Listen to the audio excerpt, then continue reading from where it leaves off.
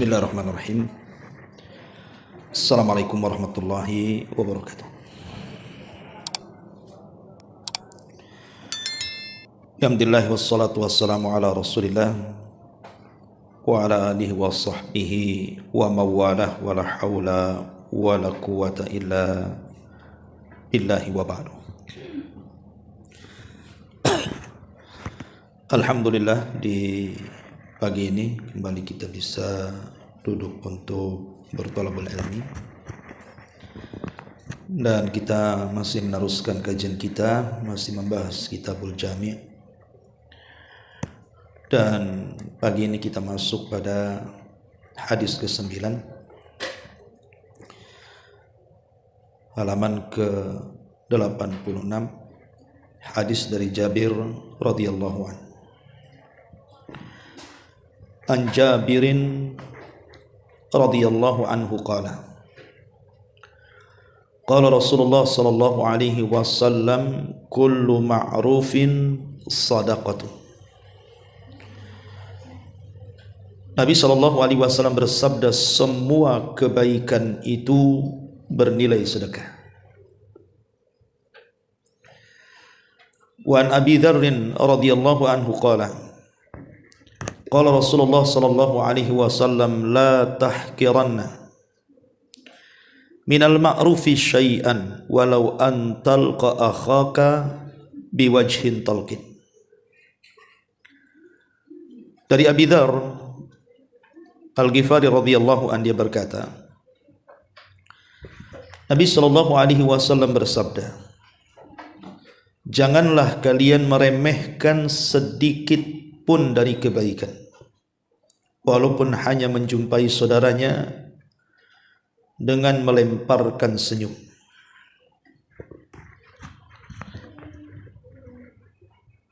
Wa anhu radhiyallahu an, dan juga dari Abi Dzar radhiyallahu an, dia berkata, Nabi bersabda, idza tabakhta marakatan fa'akthir ma'aha wa ta'ahad jiranaka, akhrajahuma Muslimun. Jika engkau memasak makanan yang sifatnya berkuah, maka perbanyaklah airnya, dan perhatikan tetanggamu dengan memberikan sebagian makanan tersebut. Ma'asyiral muslimat yang dimuliakan Allah Subhanahu wa taala, tiga hadis ini adalah hadis yang sangat agung sekali, di mana dalam syariat Islam ini penuh dengan kebaikan. Dan siapapun yang berbuat baik, Nabi SAW mengatakan kullu ma'rufin sadaqah. Setiap kebaikan itu bernilai sedekah. Tapi sebaliknya, seseorang yang meninggalkan kebaikan kemudian terjerumus kepada keburukan, maka akan mendatangkan dosa dan kesengsaraan bagi hidupnya. Di sini Nabi sallallahu alaihi wasallam ingin menjelaskan kepada kita bahwa sedekah itu tidak mesti dengan uang. Sedekah itu tidak mesti dengan uang. Karena di zaman Nabi sallallahu alaihi wasallam banyak orang-orang miskin itu yang cemburu dengan orang-orang kaya, sehingga kemudian mereka mendatangi Nabi sallallahu alaihi wasallam dan mengatakan, ya Rasulullah, dhahaba ahlud duthur bil ujur. Rasul, enak sekali orang-orang kaya itu, mereka bisa membawa pahala dengan kekayaan yang mereka miliki. Lah sementara kami orang-orang fakir, kami tidak bisa berbuat seperti yang mereka buat. Mereka salat sama dengan kami salat, mereka puasa sama dengan kami puasa, tetapi mereka bersedekah dan kami tidak sanggup untuk bersedekah. Maka Nabi SAW kemudian menasihati para sahabat yang Allah Subhanahu wa ta'ala takdirkan kehidupan mereka tidak seperti orang kaya. Maka kemudian Nabi SAW menghibur hati mereka dengan mengatakan, bukankah setiap tasbih Maksudnya setiap ucapan subhanallah, kalau kalian ucapkan itu adalah sedekah. Bukankah setiap takbir, ucapan Allahu Akbar yang kalian ucapkan itu juga sedekah? Bukankah setiap tahmid, ucapan Alhamdulillah yang kalian ucapkan itu sedekah? Bahkan setiap tahlil, ucapan La ilaha illallah yang kalian ucapkan juga sedekah. Termasuk juga memerintahkan al-ma'ruf, kebaikan. Itu adalah sedekah, kata Rasul. Dan mencegah dari kemungkaran juga adalah sedekah. Termasuk seorang suami yang melakukan hubungan dengan istrinya adalah sedekah. Sampai Nabi SAW kemudian bertanya, Rasul, ayati ahaduna syahwatahu wa yakunu lahu fiha ajrun? Apakah apabila salah seorang kami kemudian melampiaskan syahwatnya kepada yang halal yang kami miliki dari istri-istri kami, terdapat pahala juga? Maka Nabi SAW mengatakan, ya, ara'aitum law wada'aha fi haramin akana alihi fiha wijrun. Ya, karena kalau engkau letakkan syahwatmu pada wanita yang bukan halal kau gauli, bukankah di dalamnya terdapat dosa? Fakadzalika idza wada'aha fil halal kana lahu ajrun, kata Rasul. Begitu juga kalau engkau letakkan di tempatnya yang halal, maka begitu juga engkau akan dapat pahala. Lihat bagaimana Nabi SAW menghibur orang-orang yang mereka tidak memiliki harta tapi ingin bersedekah. Maka Nabi SAW memberikan solusi, bersedekahlah dengan cara seperti itu, dengan cara memperbanyak zikir, tasbih, takbir, tahmid, tahlil, mengajak manusia kepada kebaikan, mencegah dari kemungkaran, termasuk juga melakukan hubungan suami istri. Itu sedekah, karena ini bisa dilakukan siapa saja, baik dia orang yang kaya ataupun yang miskin. Bahkan dalam sebuah hadis yang dikeluarkan Imam Muslim, Nabi SAW mengatakan, kullu sulami atau kullu sulama minan nasi alaihi sadaqah. Setiap anggota tubuh manusia itu memiliki keharusan untuk mengeluarkan sedekahnya. Kulla yaumin tatlu afihi syamsu. Pada setiap hari, yaitu pada setiap hari ketika matahari terbit, seseorang itu harus mengeluarkan sedekahnya. Kemudian kata Nabi SAW, ta'dilu bainal itsnaini sadaqatun. Ibu mendamaikan dua orang yang berselisih itu sedekah. Kalau ada orang yang berselisih, ibu tengahi itu sampai akhirnya yang berselisih berdamai, berarti ibu sudah bersedekah. Wa tu'inur rajul fi dabbatihi fatahmiluhu 'alaiha aw tarfa'u lahu 'alaiha mata'ahu sadaqatun. Ataupun menolong orang yang naik kendaraan, umpamanya ada tetangga kita sudah sepuh, susah naik sepeda motor waktu digonceng gitu kan, Bu. Ah, ibu nampak, ibu tolong. Ya. Termasuk juga menurunkan sesuatu atau mengangkat sesuatu. Nampaklah tetangga ini mau pindahan, bantu, Bu. Karena ini bagian sedekah, dibantu diangkat. Jangan pula kemudian ibu diam saja, malah senang. Bagus pindah dia katanya. Bukan begitu, ya. Jadi kita bantu juga gitu supaya bernilai sedekah. Kemudian juga kata Nabi SAW, wal kalimatu thayyibatu sadaqah. Termasuk ucapan yang santun. Ibu milih-milih bahasa, milih-milih diksi, milih-milih kata lah. Kalau ngomong itu ndak asal ngomong, dipilih ini mufrodatnya ini yang cocok nih. Kan setiap daerah itu pastilah punya bahasa-bahasa yang halus, bahasa-bahasa yang sangat halus. Lah ketika ibu memilih kata itu, kemudian ibu menganggap kata itu yang paling halus yang diucapkan, itu bagian daripada sedekah. Tidak harus dengan uang kan gitu. Ucapan yang santun, ucapan yang baik juga adalah sedekah. Wa kullu khutwatin tamshiha ila salati sadaqah. Bahkan langkah-langkah kaki menuju masjid juga sedekah. Termasuk wa tumitul adza anit tariqi sadaqah. Seseorang membuang hal-hal yang mengganggu manusia di jalan itu bagian daripada sedekah. Sampai ada satu kisah. Kisah ini dikisahkan oleh salah seorang syekh. Jadi ada satu keluarga itu melakukan safar menggunakan kendaraan pribadi. Lah safarnya ini memakan bisa sehari 2 hari karena terkadang lewat jalan yang baik, aspal, terkadang padang pasir gitu kan. Sehingga terkadang istirahat, terkadang melanjutkan perjalanan. Jadi tengah jalan mungkin nampaknya ada mobil yang bawa kaca, kemudian kacanya tumpah di jalan sehingga berserak kemana-mana tuh kaca tuh.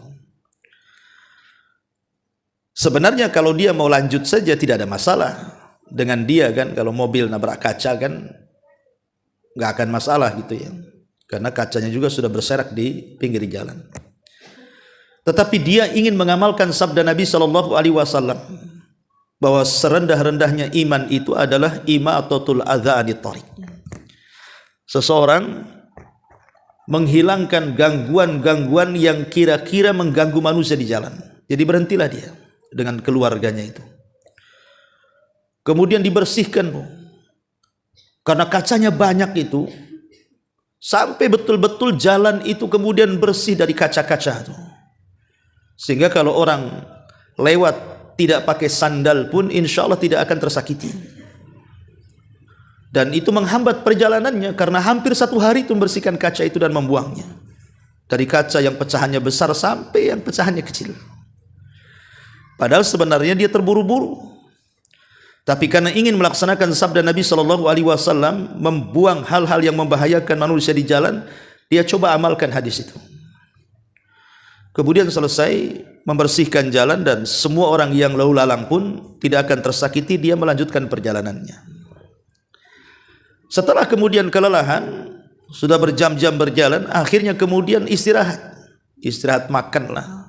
Satu keluarga turun dari kendaraannya, kemudian makan gitu kan. Kemudian hendak melanjutkan perjalanannya. Disitulah kesulitan datang. Di mana kunci kendaraannya itu hilang, lupa letak tah di mana. Dan itu sudah kondisinya masuk ke areal padang pasir.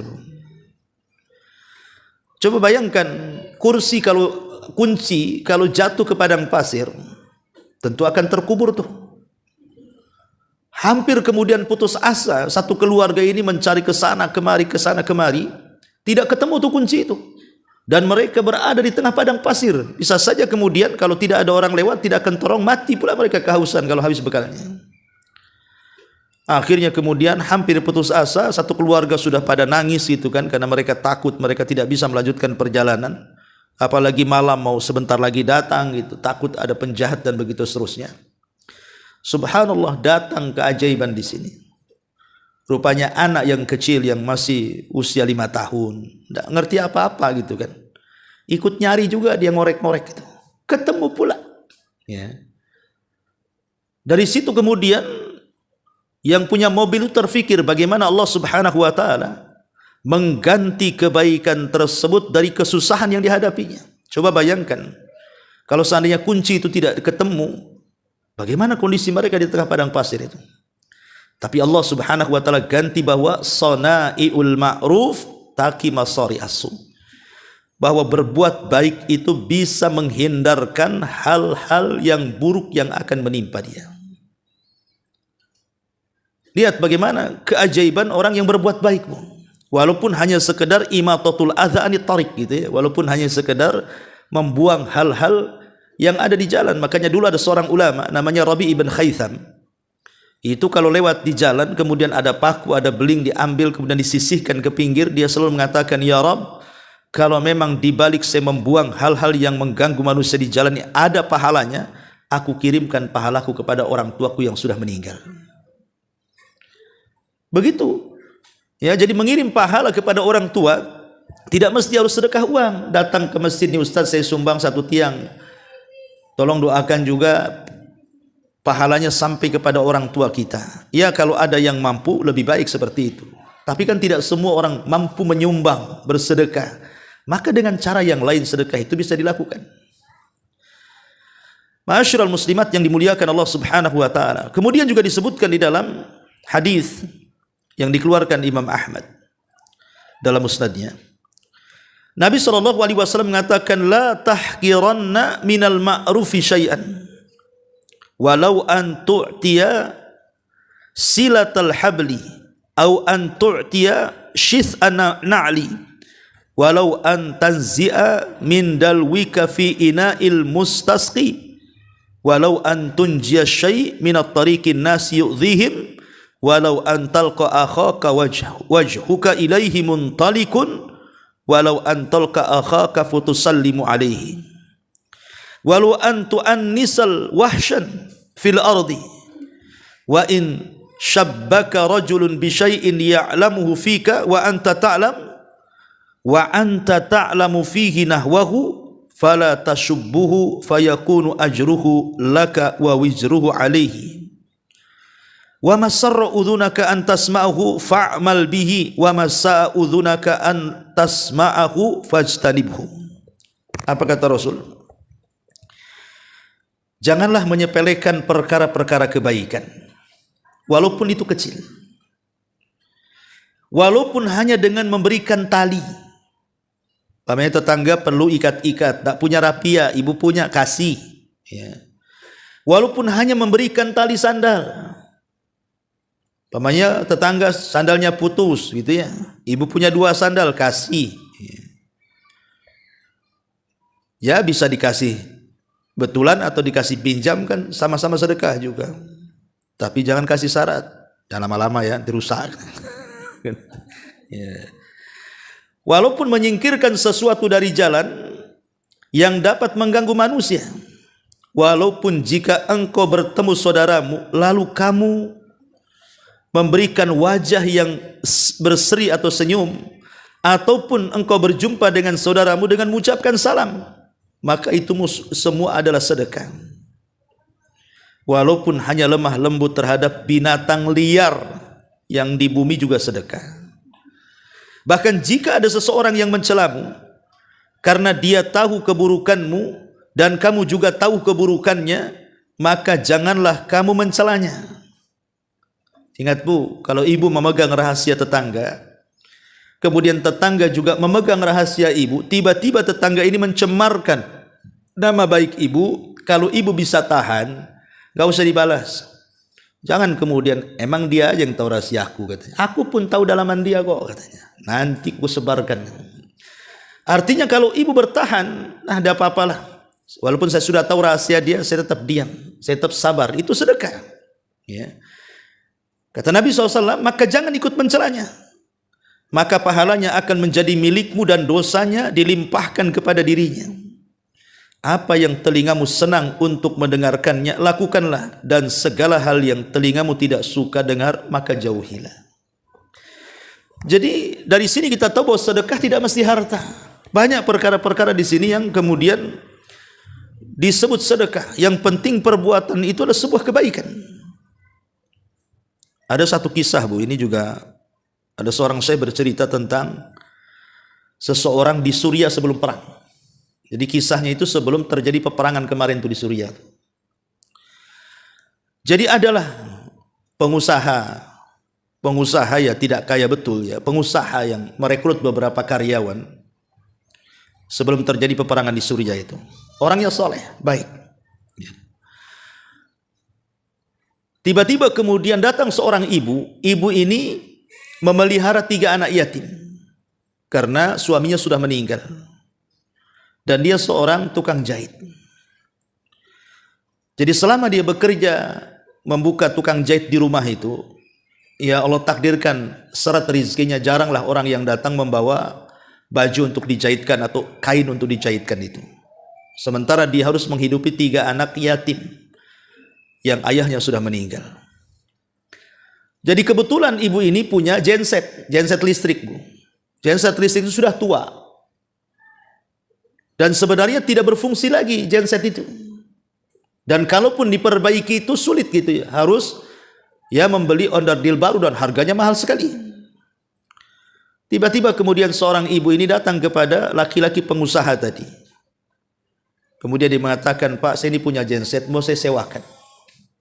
Kemudian dia menceritakan ekonominya. Akhirnya kemudian, karena ibu itu kan tak tahu genset, disangkanya genset bagus, pada rusak kan itu ya. Kemudian genset itu diserahkanlah ke pengusaha tadi. Kata sang ibu, saya ingin sewakan. Boleh jadi bisa membantu penerangan di perusahaanmu katanya. Akhirnya dicek, rupanya rusak. Dan tidak bisa diperbaiki. Karena sudah tua. Jadi yang mengecek genset ini kemudian ngomonglah sama pengusaha ini. Sebenarnya genset itu rusak, tidak bisa diperbaiki sama sekali. Tapi subhanallah, pengusaha muda ini kemudian ngomong sama ibu tadi, ya sudah. Gensetmu bagus. Kira-kira kau mau sewakan berapa per bulan? Akhirnya kemudian wanita ini mengatakan sekian dan sekian. Pokoknya cukup untuk makan dia dan 3 anak yatimnya dalam sebulan itu. Akhirnya langsung dikasih sewa per bulannya. Kemudian setelah ibu ini pergi, pengusaha ini mengatakan kepada anak buahnya, letak dia di gudang katanya. Karena genset itu tidak bisa dipakai. Dan itu berjalan selama 10 tahun, Bu.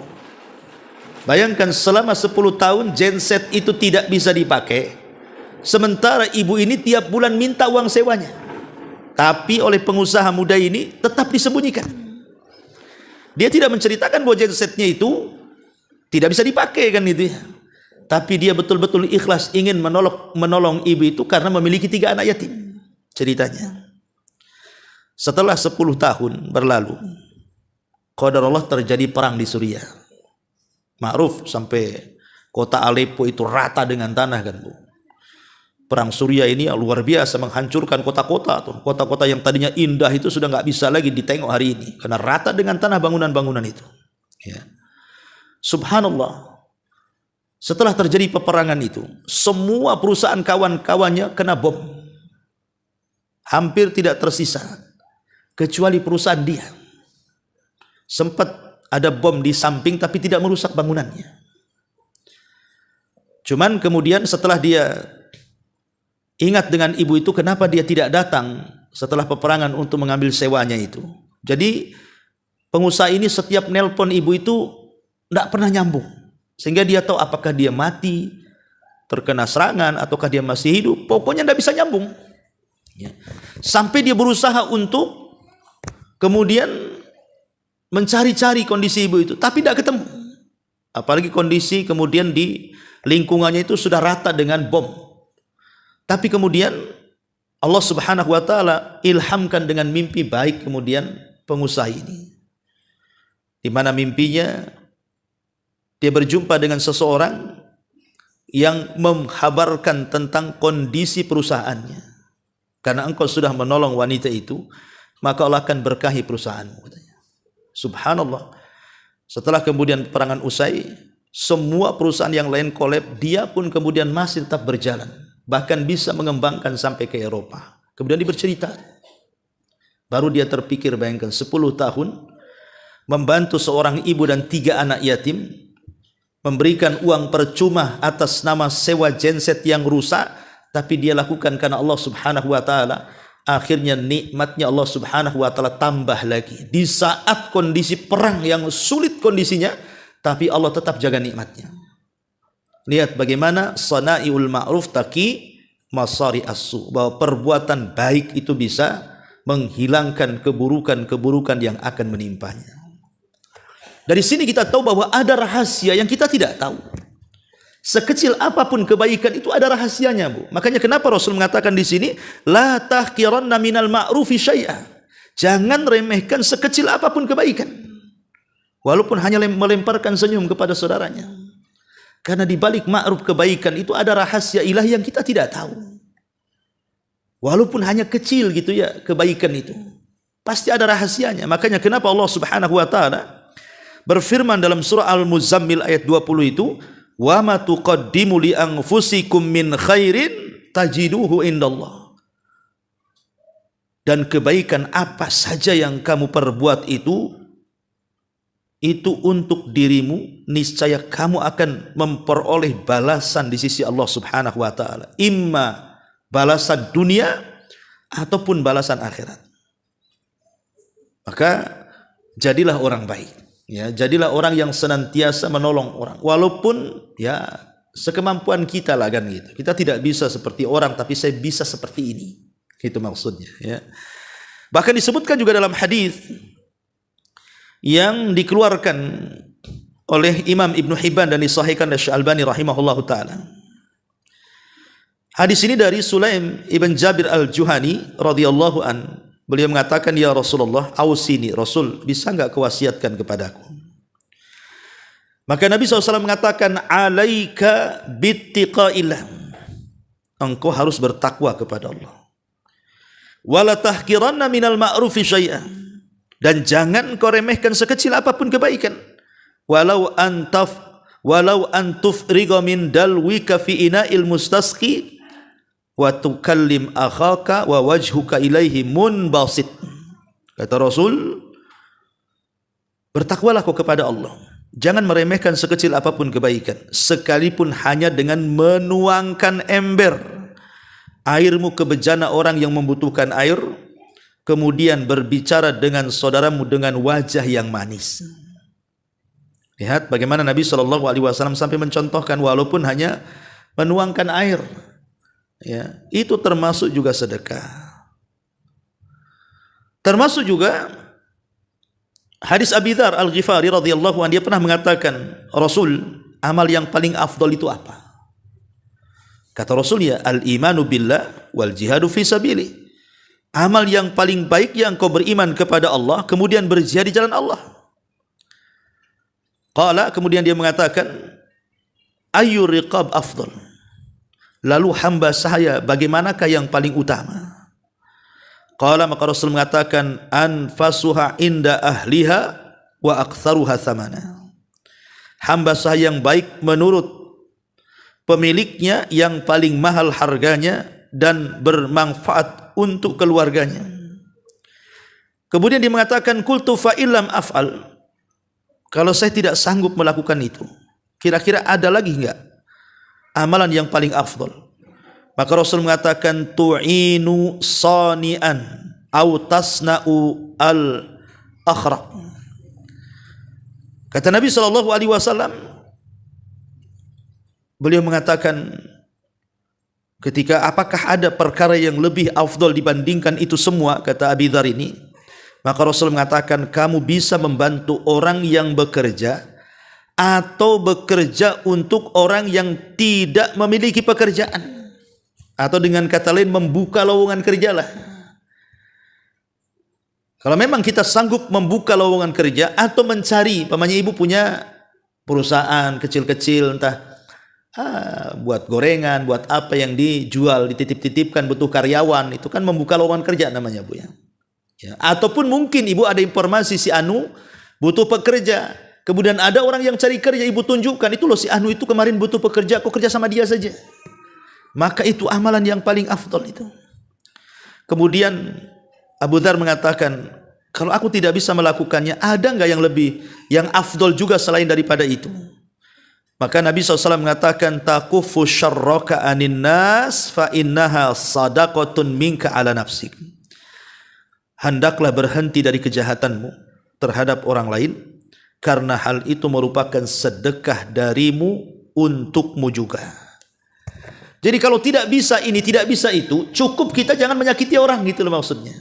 Tidak usah menggibahi tetangga, tidak usah menjelek-jelekan tetangga, tidak usah juga bermusuhan dengan tetangga. Kalau kita tidak bisa berbuat baik, jangan berbuat jahat. Nah, itu sedekah juga tuh. Ini mah tidak, berbuat baik tidak, jahat iya kan itu. Nah, ini sudah bakhil sama tetangga, digibahi lagi. Nah, ini kan udah repot tuh. Ya. Maka ini juga bagian sedekah, mencegah keburukan dari orang lain itu. Ma'asyiral muslimat yang dimuliakan Allah Subhanahu wa taala. Berarti kalau kita mau ringkaskan itu, ya. Jadi ada sedekah-sedekah selain harta itu, ya, pertama adalah mengajak manusia kepada kebaikan dan mencegah dari kemungkaran. Ajak manusia kepada kebaikan, cegah dari kemungkaran. Yang kedua, berusaha untuk mengajarkan manusia apa yang bermanfaat untuk mereka.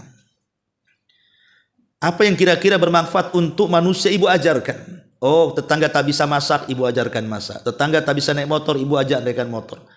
Tetangga tidak tahu caranya umpamanya melakukan sesuatu, ibu ajarkan. Ya, jangan pula gibah, ibu ajarkan. Sini. Kamu nggak pernah gibah kan? Jadi maksudnya adalah hal-hal yang bermanfaat untuk manusia, dunia mereka dan akhirat mereka kan itu.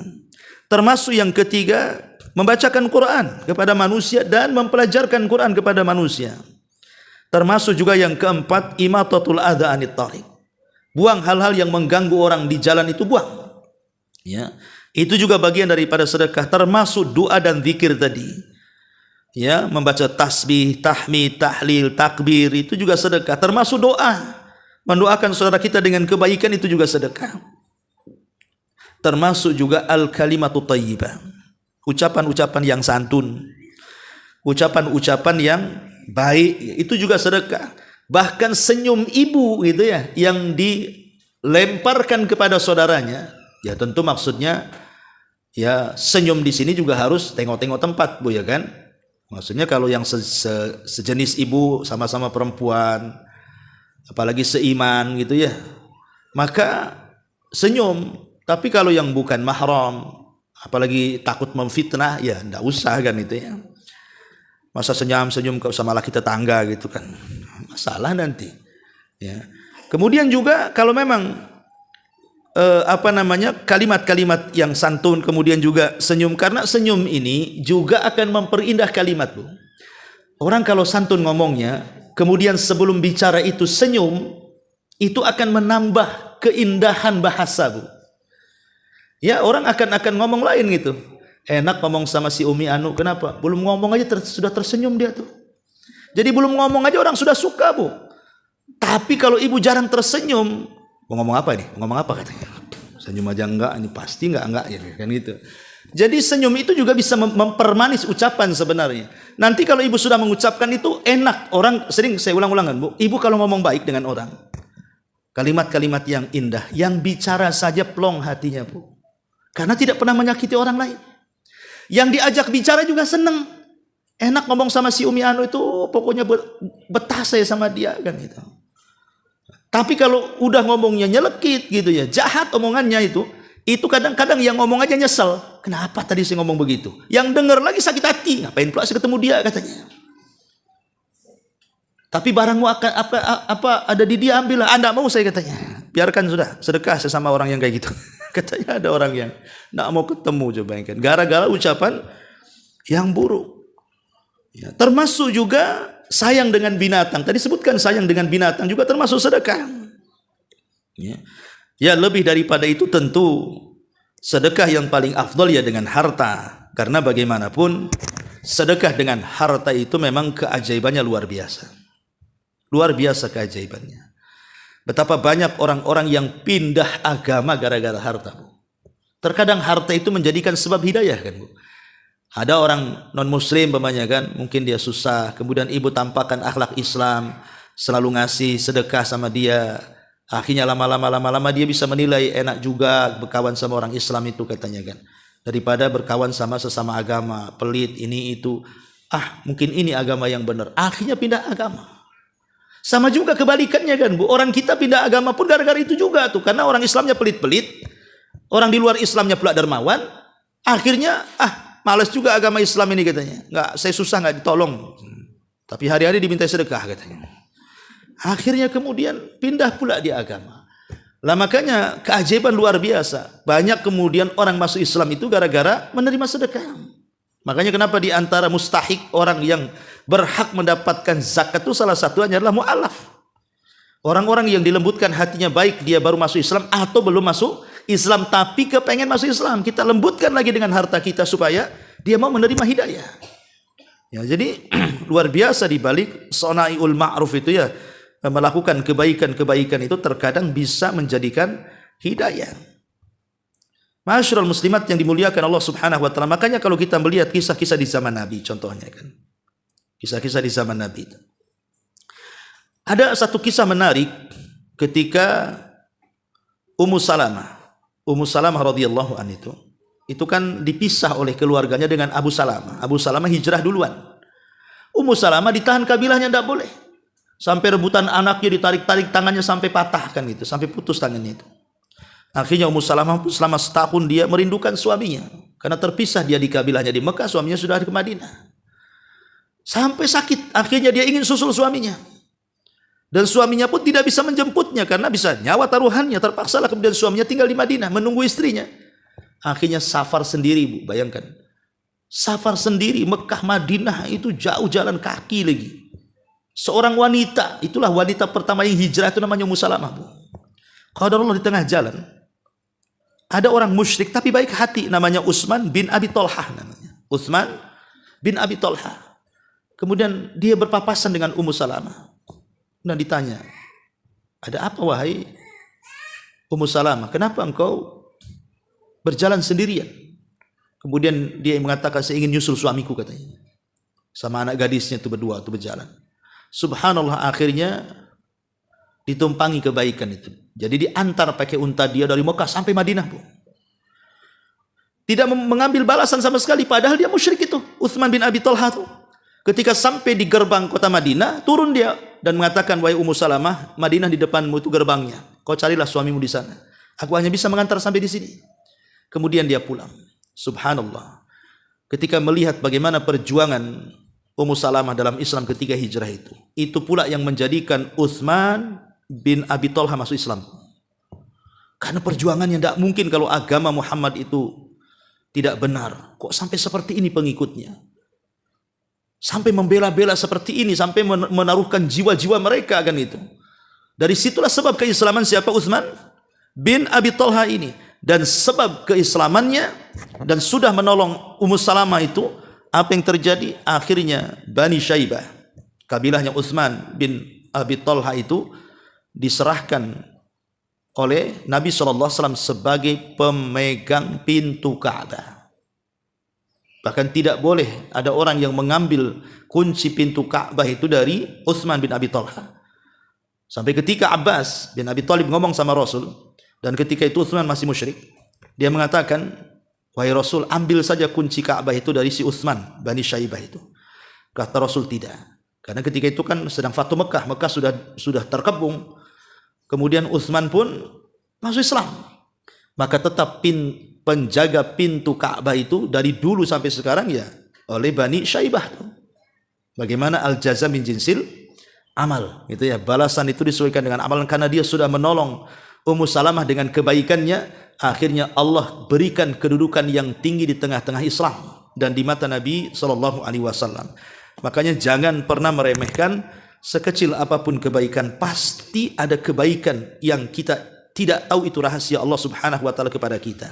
Inilah makna hadis, kullu ma'rufin sadaqah. Setiap kebaikan adalah sedekah. Kemudian hadis ke-10-nya dicontohkan, walaupun hanya melemparkan senyum. Kemudian hadis ke-11-nya dicontohkan, walaupun hanya memberikan lauk yang tidak seberapalah ke tetangga. Pamannya ibu masak sop gitu ya. Kata Rasul apa? Perbanyak kuahnya. Kuahnya 1 dandang, ayamnya 1 potong. Ya. Kan sayur itu kan ada yang rasa ayam, ada yang betul-betul sop ayam kan, Bu. Kalau rasa ayam ya rasanya saja, ayamnya nggak ada kan, Bu. Kalau sop ayam memang banyak ayamnya. Yang ibu buat ini kan sop rasa ayam, Bu. Karena 1 potong ayamnya. Tapi kan ini kinayah, bukan harus seperti itu. Ya bukan harus diamalkan hadis ini, Bu, kan gitu. Nanti tetangga tersinggung pula, kok kuahnya aja nggak ada ayamnya katanya. Kata ibu tuh, tangkap ayamnya di depan katanya. Bukan itu maksudnya. Kalaupun masak ibu itu tidak seberapa, mungkin hari ini tetangga sebelah, besoknya sebelah lagi, besoknya sebelah lagi, sampailah ke Tiban sana, Bu. Jadi maksudnya itu bagi-bagi gitu ya. Walaupun ya kadang-kadang, Bu, yang dikasih itu tidak seberapa sih sebenarnya. Tapi kalau rutin ngasihnya itu, nanti ibu kalau seandainya pindah rumah, kalau kata qadarullah lah ibu meninggal gitu kan, itu kebaikan ibu tuh akan dikenang tuh. Apalagi kalau umpamanya memang ibu sewa di situ, tiba-tiba kemudian ibu pergi, yang nyewa pula orangnya bakhil gitu. Mungkin diumpat tuh, itu rumah itu dulunya orang baik, sekarang orang bakhil, naudzubillah. Bisa saja, Bu, kebaikan ibu dikenang orang. Nah, makanya di sini contohkan dari hadis yang ke-11-nya, kata Nabi SAW, "Idza tabakhta marakatan fakthir ma'aha wa ta'ahad jiranaka." Kalau engkau memasak masakan banyak kuahnya, bagikan tetanggamu. Wallahu a'lam bishawab. Ini keterangan singkat dari 3 hadis ini. Taib, sebelum saya tutup silakan kalau ada yang mau bertanya.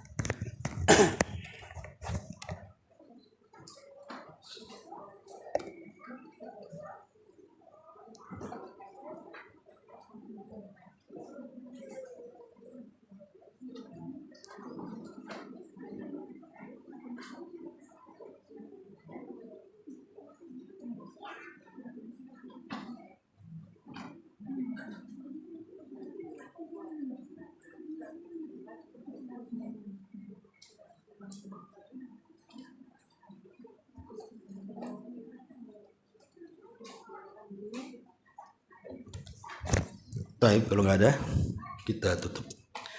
Mudah-mudahan ada manfaatnya. Subhanakallahumma bihamdika asyhadu an la ilaha illa anta astaghfiruka wa atubu ilaik.